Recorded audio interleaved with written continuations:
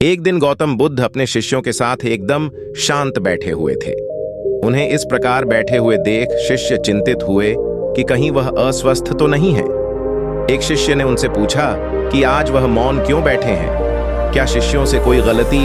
इसी बीच एक अन्य शिष्य ने पूछा कि क्या वह अस्वस्थ हैं, पर बुद्ध मौन रहे। तभी कुछ दूर खड़ा व्यक्ति जोर से चिल्लाया, आज मुझे सभा में बैठने की अनुमति क्यों नहीं दी गई है। बुद्ध आंखें बंद करके ध्यान मग्न हो गए।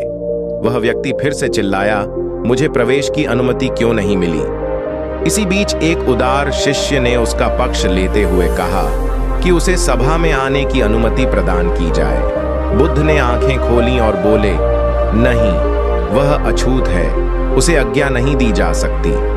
यह सुनकर शिष्यों को बड़ा आश्चर्य हुआ। बुद्ध उनके मन का भाव समझ गए और बोले, हाँ, वह अछूत है। इस पर कई शिष्य बोले, हमारे आश्रम में जात पात का कोई भेद ही नहीं, फिर वह अछूत कैसे हो गया।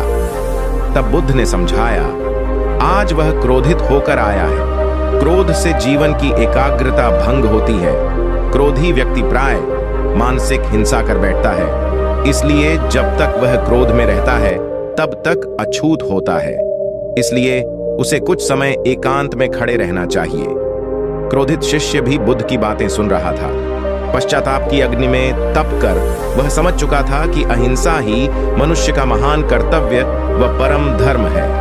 वह बुद्ध के चरणों में गिर पड़ा और कभी क्रोध न करने का प्रण लिया। शिक्षा आशय यह है कि क्रोध के कारण व्यक्ति अनर्थ कर बैठता है और पश्चाताप उसे बाद में होता है, जिसका कोई लाभ नहीं मिलता। इसलिए हमें क्रोध नहीं करना चाहिए।